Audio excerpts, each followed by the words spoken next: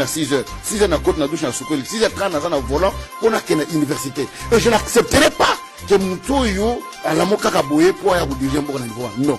D'où nous avons un président à la tête d'un grand pays qu'on a appelé. Mais Atiba mérite les expériences. Je te dis, mérite les expériences. Quelqu'un qui n'a pas un niveau intellectuel aguerri.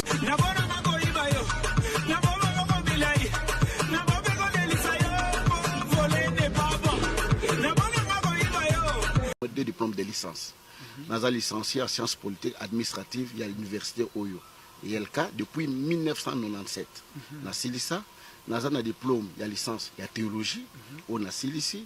Et j'ai bien voulu parfaire le droit à l'université. Et directement, dans la deuxième gradée avec des cours complémentaires, on a allé à l'université. Papa, tout le monde vidéo, ils ont partout l'homme de Dieu. Ils ont versé dans les Écritures. Ils ont très bien. Mais papa, a comme scribe, plutôt pharisien, mais très bien. Mais les pratiquants ont été tonnés par aux autres. Non, la première des choses, c'est mon thème parce que on ne triche pas la première page. Nous avons triché dans la première page. Nous avons triché pendant 5-6 secondes. Donc, nous avons un livre pour professeur Bapesa. Les étudiants ont un code. Les étudiants ont tant l'examen, il faut un code. Un livre un livre il y a $50, un livre il y a $20. Un livre il y a $50, un livre à mon un livre de synthèse, je pense à 80 pages. On a $20 pour étudier, nous avons la possibilité de rejoindre. Mais dans le livre d'étudiants, il y a un code. On a un code S11. Alors, tant que tu vas travailler, papa, on a un code T. On a code T dans le papier. Un code T. Bon, ça va, on a un code dans la première page. Juste dans la première page, 5 secondes, on a un code douana, alors que la personne qui était derrière était mal intentionnée.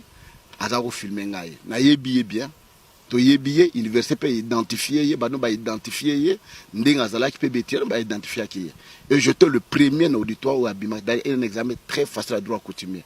Nous avons des grands professeurs à Onakata université qui me connaissent et d'ailleurs si Dieu le veut nous a barmé bateau ba distinguer à l'université.